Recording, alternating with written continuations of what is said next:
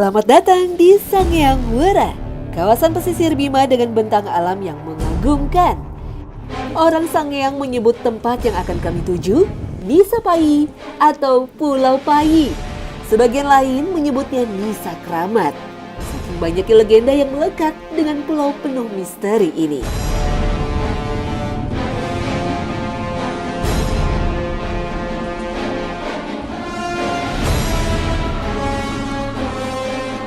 Setelah tadi ada prosesnya untuk menebar beras kuning, nah itu sebagai tanda penolak bala atau sebagai biar kita nggak kenapa-kenapa nanti saat menjemberang ke lautan sana tuh. Jadi memang harus ada doa-doa tertentunya.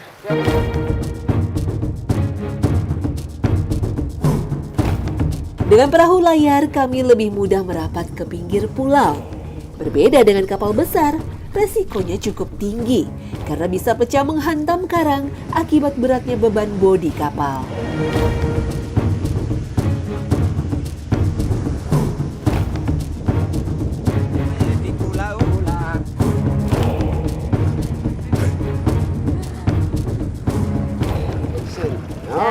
Nah ini saya sekarang sudah sampai di Pulau Ular, tapi saya belum tahu nih ularnya adanya di mana. Nah bapak-bapak ini yang tahu. Setelah udah siap nanti kita bakal cari. Ini udah Pak, parkirnya udah benar? Udah.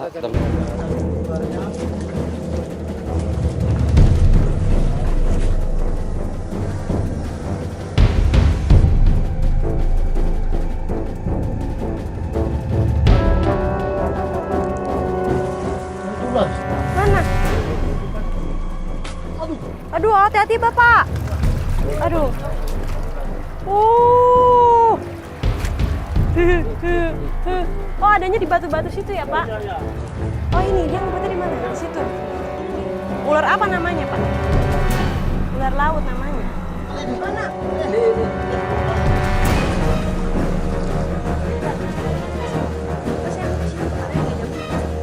Banyak ya ada di situ.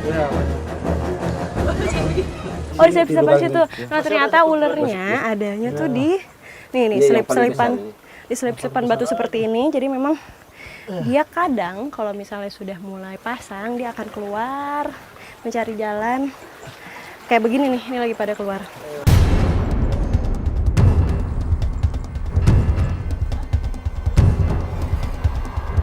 Meski terlihat jinak, tak bisa sembarang orang memegang ular berbisa ini. Tak cukup dengan kehati-hatian, di Desa Payi juga butuh ritual keselamatan khusus. Jadi, jangan diikuti ya.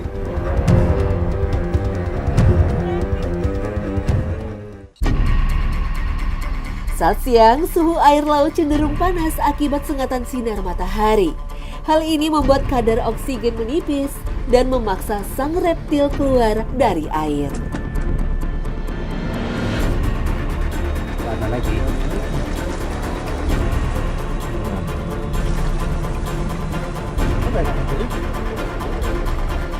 Gimana Pak? Nggak ada? Nggak ada. Udah nggak kelihatan lagi. Gesit namanya ular laut.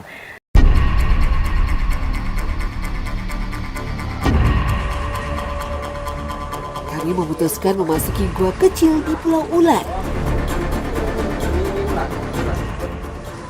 Tempat ngumpetnya dia tuh di sela-sela batu. Saya tidak mau pegang. Ini ada lagi ularnya, nemu lagi tapi di goa seperti ini. Ular laut hidup di perairan di seluruh dunia. Biasanya di daerah dengan terumbu karang yang subur. Populasinya memang lebih sedikit bila dibandingkan jenis ular yang ada di darat. Yang pasti, jangan bermain-main dengan bisa ular laut. Kadar racunnya terbukti 10 kali lebih mematikan dari racun king cobra. Enggak apa-apa.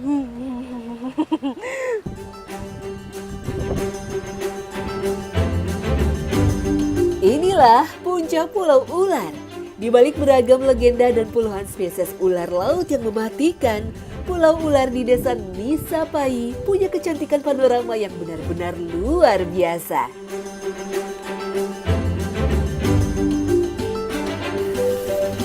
Wow, keren banget di atas ini.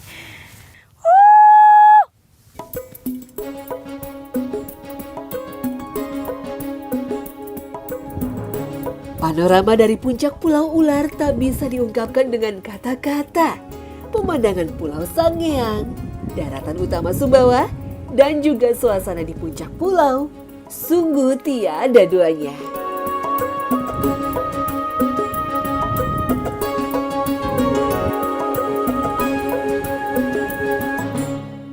Ini di samping kanan kiri saya udah ada pohon yang berdiri sangat kokoh. Nah, masyarakat di sini percaya konon legendanya dulu ada kapal yang terdampar di sini sehingga terbentuklah pulau ini. Kita lihat di samping saya udah ada satu pohon yang berdiri kokoh. Ini tuh kalau masyarakat bilangnya tiang depan dari kapal. Nah, di belakang itu tiang belakang. Jadinya adalah pulau ini.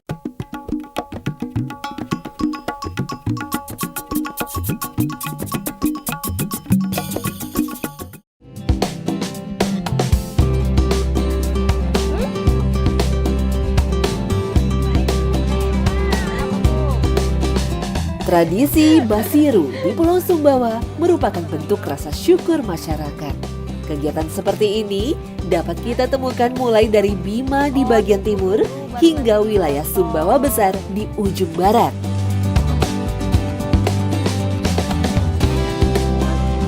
Basiru selalu ditandai dengan memasak olahan khas bernama nimung atau timung, yakni olahan dari beras ketan yang dimasak dalam bambu. Sehingga muncullah istilah nimung rame, karena kegiatan ini selalu dilakukan secara massal.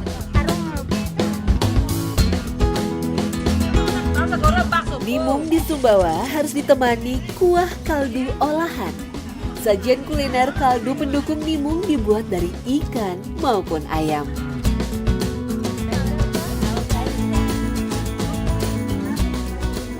Di belakang situ ada yang bersih-bersihin daun pisangnya, di sebelah sana ada yang buat untuk ngisi santannya, terus di sana lagi ada yang masak.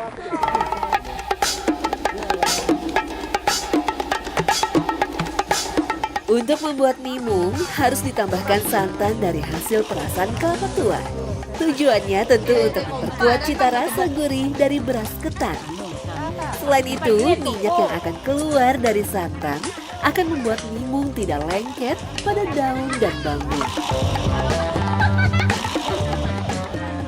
Ini adalah proses peracikan santannya untuk nanti kemudian dimasukkan ke dalam bambu. Ini dicampur sama minyak katanya supaya gurih. Supaya gurih ya Bu ya, tambahin minyak.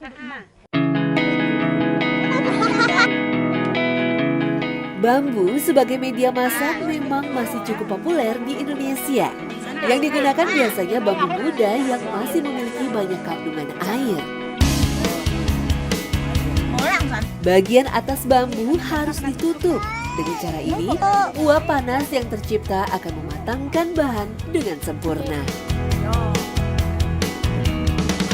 Ini yang unik, nasi lemungnya nggak cuma dimasukkan ke dalam bambu, tapi ditutupnya pakai bekas perasan si santannya tadi nih, pakai kelapa.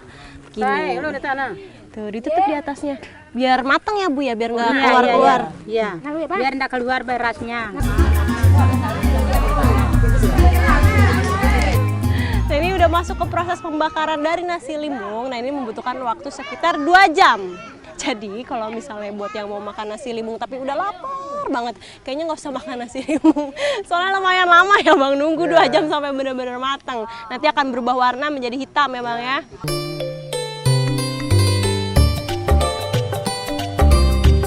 Bambu memang bukanlah penghantar panas yang baik. Itulah sebabnya memasak nimung memerlukan waktu yang sangat lama. Di sisi lain, memasak beras ketan dalam bambu diyakini akan menghasilkan cita rasa yang lebih kuat.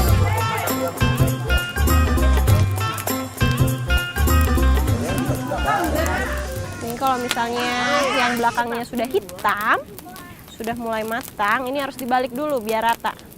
Biar matangnya nggak cuma di belakangnya aja, tapi depannya juga harus diputer begini nih.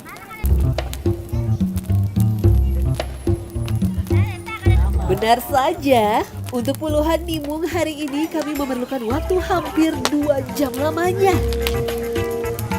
Tetapi justru disinilah keunikan tradisi Basiru.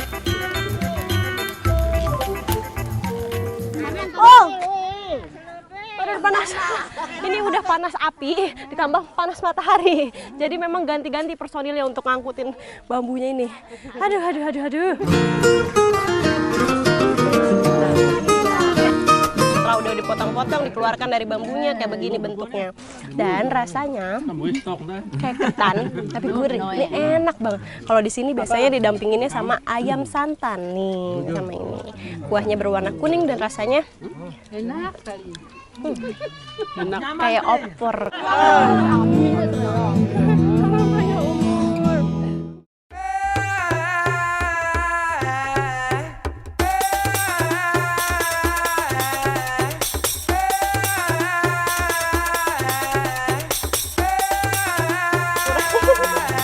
Siapa tak kenal sambal? Di seantero Indonesia, menu sambal populer sebagai teman lauk pauk untuk menikmati beragam hidangan. Di desa Ongko, para wanita punya aneka resep sambal tradisional ala Sumbawa yang diwariskan secara turun-temurun. Jadi kali ini, mari mengintip salah satu resep sambal warisan kuliner Nusantara.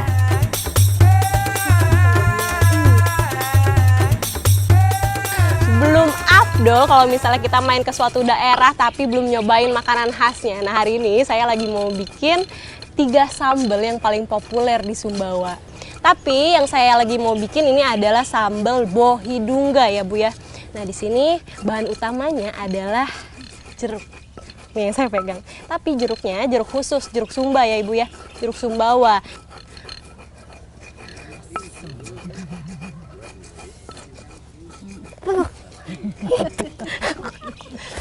Ini gede aku apa? ini asem banget. Saya belum kebayang rasa sambalnya gimana nih.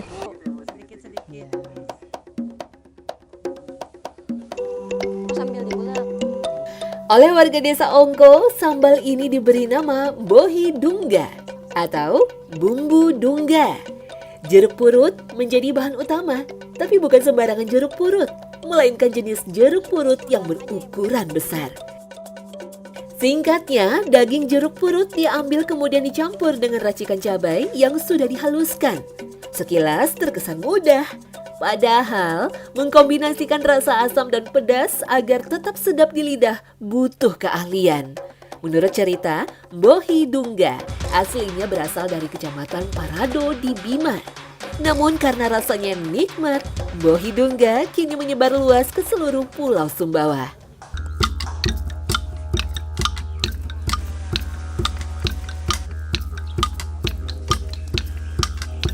Mencicipi kuliner khas Sumbawa harus siap dengan kejutan di lidah. Yang satu ini diberi nama sambal tutu mangge di wilayah Bima. Sementara orang Sumbawa Barat menyebutnya mangge moro. Sambal mangge moro tak hanya punya rasa pedas, tapi juga punya rasa asam yang bisa membuat lidah seakan keluh. Masyarakat Sumbawa memiliki selera asam yang kuat. Tak heran, tanaman asam sangat mudah kita jumpai di pulau ini. Untuk memperkuat rasa asam, buah asam alami dicampur dengan racikan sambal untuk memperkuat rasa. Udah.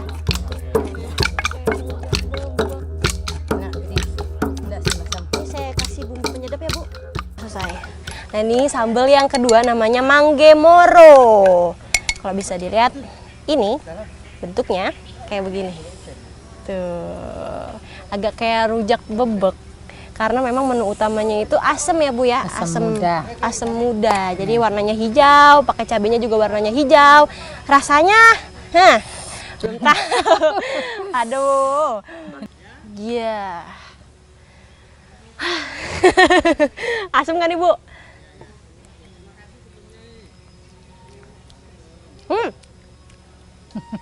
Ini saya suka Bu. Ini asam tapi nggak terlalu asam. Terus asam asin, enak. Ini bikin melek mata. Tapi habis ini masih ada lagi satu lagi, apa Bu namanya? Mangge mada. Mangge mada, satu lagi. Ayo Bu. Yang terakhir ada mangge mada atau orang Bima menyebutnya kahuntu kalo atau sambal jantung pisang. Selain jantung pisang sebagai campuran, Mangge Mada juga menggunakan tambahan biji wijen dalam jumlah yang banyak. Nah, ini adalah bahan-bahan untuk sambal yang ketiga. Apa tadi namanya, Bu? Kosong. Mangge mada. Kalau bahasa Sumbawanya Sepat kosong. kosong. Nah, sebelum diulek ada dua bahan dulu yang harus disangrai, yaitu apa ini tadi, Bu? Kemiri. Merica. Oh, ya, kemiri salah. Merica sama wijen. wijen. Dalam resep tradisional ala Sumbawa, campuran wijen bertujuan membuat tekstur sambal menjadi lebih pekat di lidah. Semua bahan sambal Mangge Mada sebaiknya dipotong menjadi bagian kecil agar mempermudah proses pencampuran.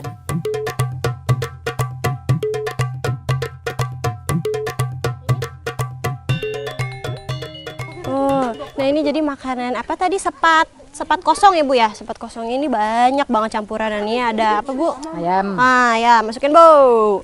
Ada ayam dimasukin. Aduk dicampur sama jantung. Nah, kalau di sini menu utamanya jantungnya ya, Bu ya, jantung pisang. Ya, Dicampur. Ini kunci utama kahuntu kalo. Tambahkan santan hasil perasan buah kelapa tua untuk memperkuat rasa gurih dan kuah yang kental.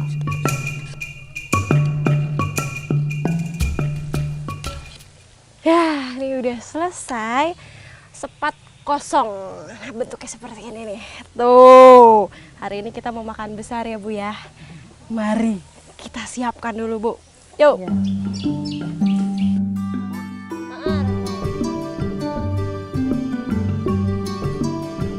Terus itu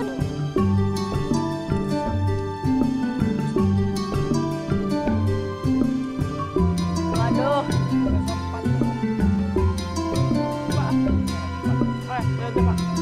Saya nambah deh, Pak.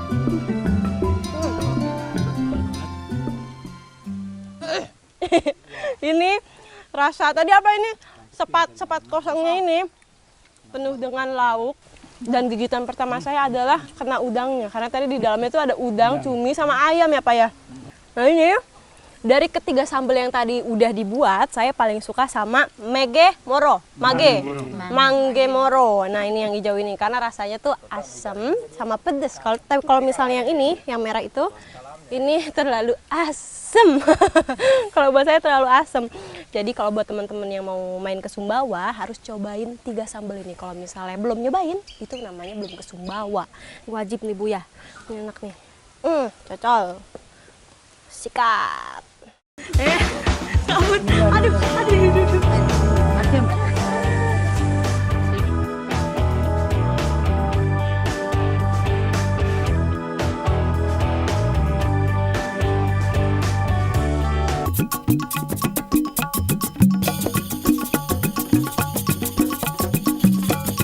Mari melanjutkan petualangan di Bima dengan menjelajah hutan di daerah Wawo.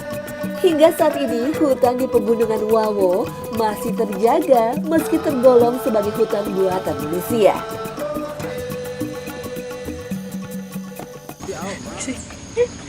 Nah, hari ini saya sama Bapak lagi mau cari bahan yang biasanya dipakai untuk masyarakat di sini, keramas. Nah, bahannya bukan bahan biasa tapi pakai cabai hutan. Wow, seperti apa keramas pakai cabai ya? Ikutin terus jejak saya, jejak petualang. Wah.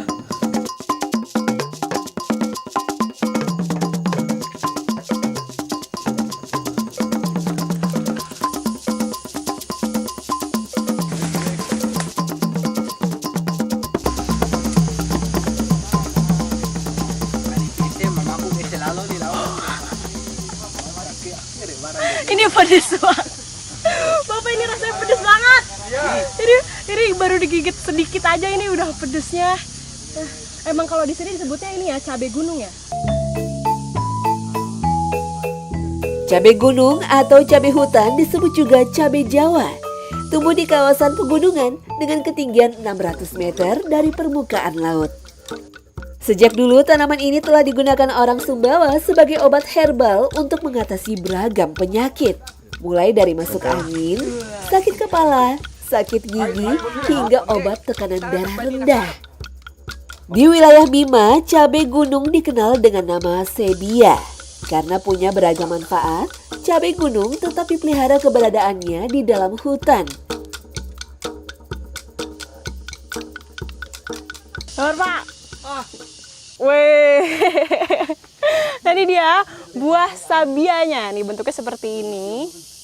Tuh, ini yang udah matang warnanya merah, terus agak mengkerut. Kalau kata bapaknya kalau yang belum matang itu agak panjang, terus warnanya kuning. Weh. Ada lagi? Nih kalau dilihat hasilnya ini sudah lumayan banyak dan habis ini saya mau keramas sama ibu-ibu.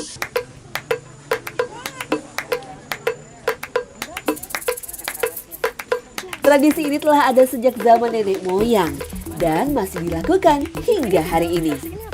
Bagi masyarakat Tori, cabai gunung benar-benar mujarab, baik sebagai obat tradisional maupun bahan perawatan tubuh.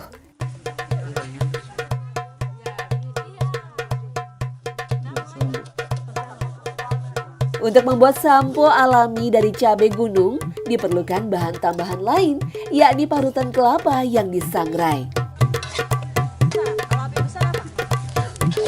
Selain parutan kelapa, juga akan ditambahkan tebu kunci yang dihaluskan. Ini berfungsi sebagai penghangat bagian kepala ketika keramas. Itu dicampur lagi? Iya. Campurannya banyak ya? Sedangkan campuran asam akan ditambahkan untuk memperhalus rambut. Nah, Sudah jadi. ini sudah jadi. Nah, terlihatnya seperti ini nih. Ini bahan untuk keramas, tapi kelihatannya ini tuh kayak mau buat masakan, bahan-bahan mau masak apa gitu ya Mama ya. Padahal ini buat keramas nih.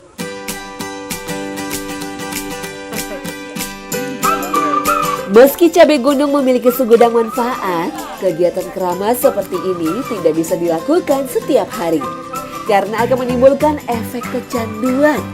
Selain itu, harus diperhatikan dosis ramuan bahan-bahan yang dipakai. Bagi kaum muda, biasanya akan menambahkan cabai gunung dalam jumlah sedang. Anak-anak akan ditambahkan sedikit campuran cabai gunung saja.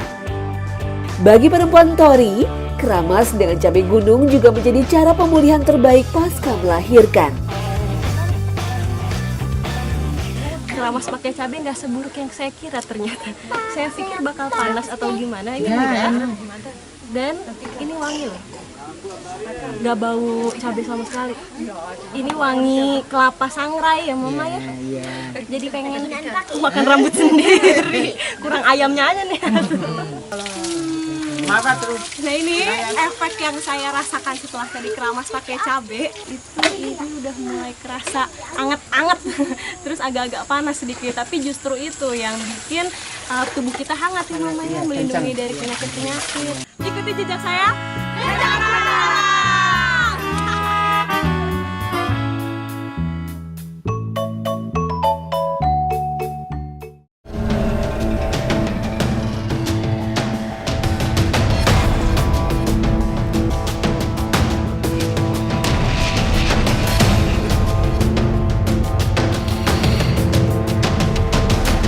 Soal adu kecepatan hewan di Sumbawa, tak cuma ayam yang punya nama.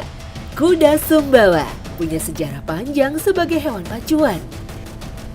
Begitu pentingnya peran kuda pacu, latihannya pun tak sembarangan. Bagi orang Sumbawa, wilayah pesisir pulau merupakan tempat paling cocok untuk melatih otot kuda agar semakin kuat.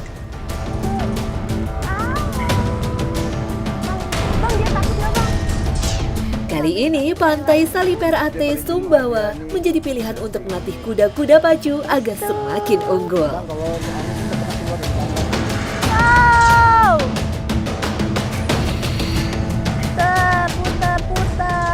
Nah biasanya kalau kuda-kuda ini sebelum dicemplungin ke laut untuk mandi, ini diputer-puter dulu sampai kudanya keringetan, terus nanti dibawa lari sampai keringetnya keluar semua, lalu dijemur, baru deh disuruh lari ke sana tuh mandi. Pemilihan waktu latihan kuda pacu di Jumat pagi bukan tanpa tujuan. Biasanya kuda-kuda ini akan mengikuti pertandingan di hari Sabtu dan Minggu. Jadi, latihan di Jumat pagi dipercaya membuat kuda merasa segar dan bisa tampil maksimal keesokan harinya. Ayo, satu lagi. Seger banget lihat kuda mandi itu udah pada beres. Udah seger ya kamu ya. Nah ini kudanya habis dimandiin. Siapa tadi namanya? Mas Tora. Mas Tora ini tinggal dijemur sampai bulunya kering, baru dibawa pulang lalu dikasih makan ya. Ini baru.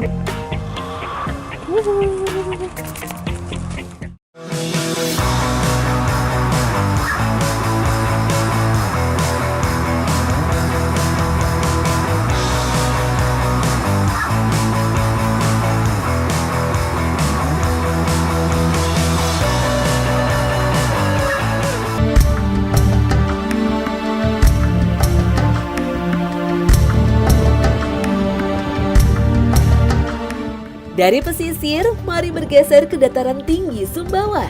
Melihat lebih dekat peran kuda untuk kehidupan warga di pegunungan. Salah satu desa di pegunungan Sumbawa yakni Desa Mantar yang terletak di Kabupaten Sumbawa Barat. Di Desa Mantar, kuda berperan membantu pekerjaan manusia.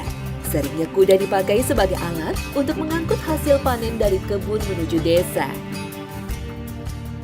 Nah hari ini saya sekarang ada di Sumbawa, tepatnya di Sumbawa Barat, daerah dataran tinggi di Mantar. Nah di sini bisa dilihat kedekatan masyarakat dengan kudanya. Kayak hari ini saya sama bapak-bapak lagi mau cari bambu. Oh biar dia nggak copot ya? Kuda dipilih bukan tanpa alasan. Sejak dahulu kala, kuda terbukti praktis dan efisien. Selain itu juga tangguh di segala kondisi cuaca. Yang uniknya adalah di sini alat untuk penyangga bambunya pakai cancal namanya. Ini adalah dari tanduk rusa yang memang sudah turun-menurun dari nenek moyang. Populasi hutan bambu di sekitar desa masih sangat melimpah. Warga Mantar hanya mengambil tanaman ini sesuai kebutuhan. Kali ini bambu besar menjadi pilihan. Di Desa Mantar, jenis bambu seperti ini sangat cocok sebagai bahan untuk membuat atap rumah tradisional yang disebut santek. Potong bagian dua. Nah ini bambu-bambunya yang dipilih itu yang sudah tua, yang seperti ini nih yang sudah banyak bintik-bintik kayak gini. Nah ini bagus karena lebih kuat dan juga lebih kokoh. Bambu tali tua cirinya punya serat padat. Uniknya bambu jenis ini semakin sering terkena air, bisa semakin kuat.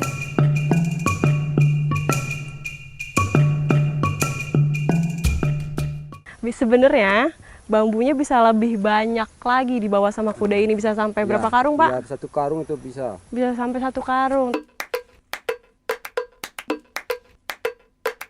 Kini saatnya membawa potongan bambu ke tempat tujuan.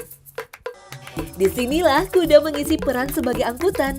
Meski bertubuh kecil, kekuatan kuda Sumbawa untuk membawa beban bisa dijadikan acuan.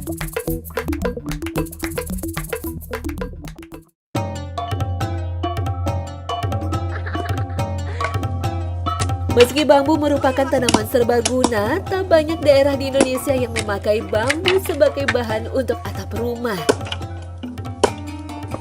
Proses pembuatan santek ini ternyata nggak pakai tali, jadi cukup disangkutin, bambunya tuh dipotong. Nih belakangnya tuh kayak dibikin untuk sangkutannya, kaitannya seperti ini nih, dibelah 2. Nah ini nanti akan disangkutin.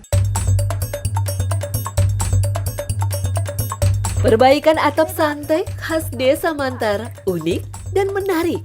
Penggantian santek dilakukan dari dalam rumah.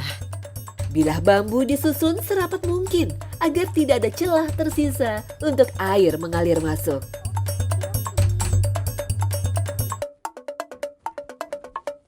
Ini karena banyak angin, Pak, jadi lepas-lepas dia.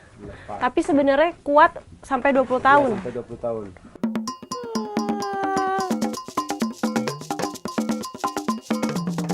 Bentuknya lihat deh, jadi seperti ini, tradisional banget. Cuma perawatannya aja yang harus bener-bener diperhatikan karena setiap saat harus dibenerin, harus digeser-geser. Ya, tapi ini indah banget kalau buat saya.